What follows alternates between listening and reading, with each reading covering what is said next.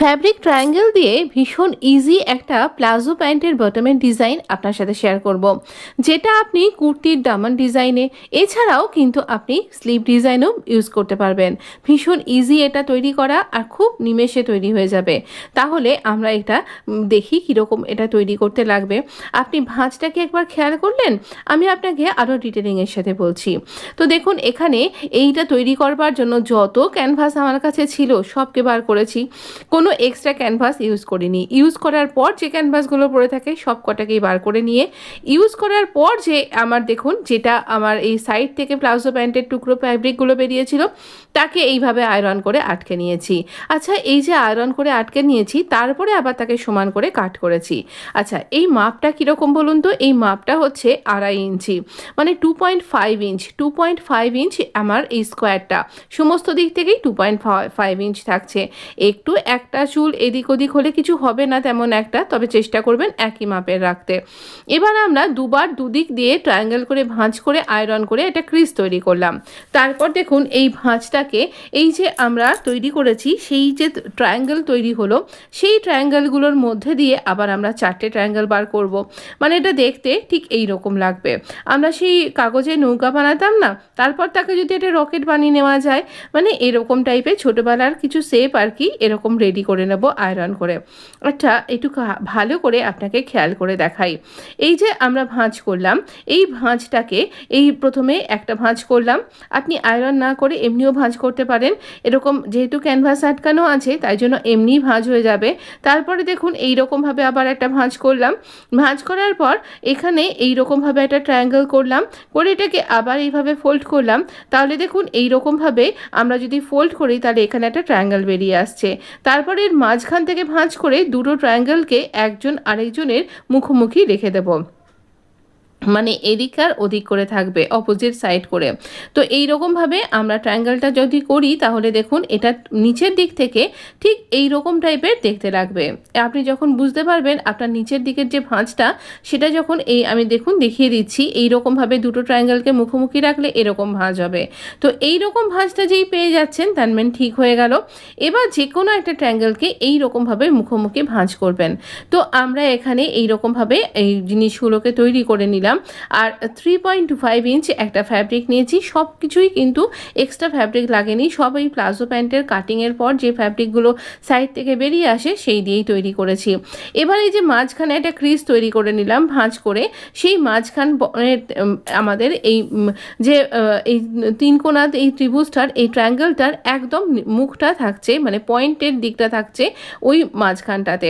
আর তাহলে সামনের দিক থেকে আমরা কিছুটা ছেড়ে এখানে পর পর একদম গায়ের সাথে গা লাগিয়ে, ওভারল্যাপ করে যাবে না ট্রায়াঙ্গেলগুলো, ঠিক একদম একটার পর একটা পরপর থাকবে। আমি না যখন স্টিচ করেছিলাম তখন এই যে সুতোটা এটা কাট করিনি, তাহলে লেসের মতন হয়ে রয়েছে আর আমার এটা স্টিচ করতে সুবিধা হচ্ছে। যতটা আমার মুহুরিটা প্লাজো প্যান্টের বটমটা যতটা, ততটা আমি স্টিচ করলাম, এক্সট্রা ফ্যাব্রিককে কাট করে নেব। এবার এই অন্য সাইডটাতে যে এই যে এখানটা এরকম করে কাট করে নিচ্ছি। এবার দেখুন এই যে অন্য পাশটাতে, এটাতেও কিন্তু এরকমভাবেই ট্রায়াঙ্গেলগুলো রাখতে হবে, যেন প্রত্যেকটা নখ যেগুলো একদম ট্রায়াঙ্গেলের যে একদম ওপরের পয়েন্টটা, সেটা যেন একদম একজন অন্যজনের সাথে একদম টাচ করে থাকে, কিন্তু ওভারল্যাপ করবে না। তো এইভাবেই আমরা এখানে বসাচ্ছি। এখানেও আমাদের তাহলে একটুখানি অংশ আমরা ছেড়ে যাচ্ছি। তো এইভাবে কিন্তু পরপর বসাবো, আর প্রত্যেকটাই এরকম দেখুন গায়ের সাথে গা লেগে আছে, একটার উপর একটা ওভারল্যাপ করে নেই, কিন্তু প্রত্যেকটা পরপর বসছে।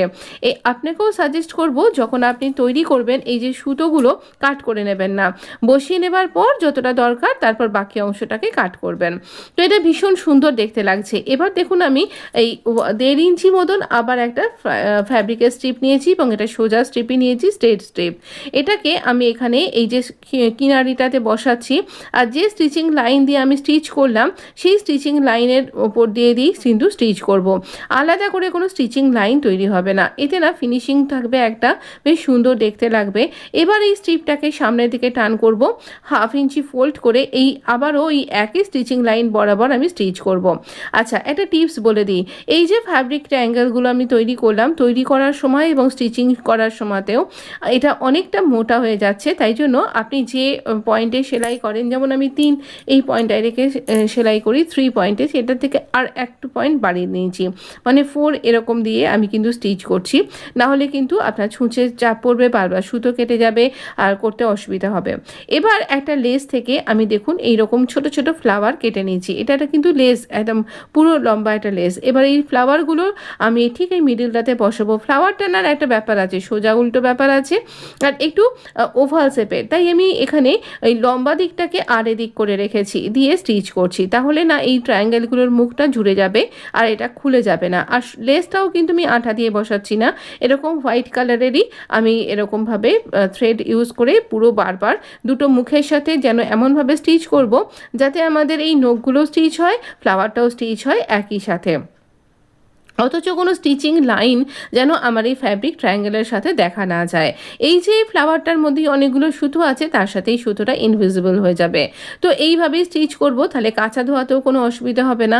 তবে আপনি ইচ্ছা করলে এখানে কিন্তু পার্ল অ্যাটাচ করতে পারেন, বা আপনি যদি মনে করছেন তাহলে গোল্ডেন পার্লও অ্যাটাচ করতে পারেন, হাফ বিডস অ্যাটাচ করতে পারেন, তো যে কোনো রকমের, বা উডেন বিডসও অ্যাটাচ করা যেতে পারে। তো এইভাবে কিন্তু আপনি অনায়াসে তৈরি করতে পারেন, এটা ভীষণ সুন্দর দেখতে লাগে। তো এই রকম ইজিলি কোনো রকম এক্সট্রা তেমন কিছু দরকার পড়ছে না, যেমন এক্সট্রা আমি ক্যানভাসও ইউজ করিনি, কোনো এক্সট্রা ফ্যাব্রিক ইউজ করিনি, অথচ আমার সুন্দর একটা বটমের ডিজাইন হয়ে যাবে। এতে করে আমাদের প্লাজো প্যান্টের বা আপনি স্লিভ তৈরি করলে স্লিভের লেন্থও বেড়ে যাবে, আর এটা ডিজাইন তো অবশ্যই থাকছে।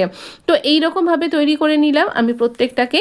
এবারে আমরা আমাদের এখানে যে প্লাজো প্যান্টটা সেটাকে নিয়েছি, সেই প্লাজো প্যান্টের সোজা দিকেই আমি এরকমভাবে এটাকে উল্টো করে নিয়ে এভাবে স্টিচ করছি। ওই একই স্টিচিং লাইন বরাবর স্টিচ করব। একটা দিকে আমি কিন্তু এরকম বাইন্ডিং করে দিলাম ওই স্ট্রেট স্টেপটা দিয়ে, আর আরেকটা দিকে আমি এখানে এইরকমভাবে প্লাজো প্যান্টের সাথে জুড়ে দিচ্ছি।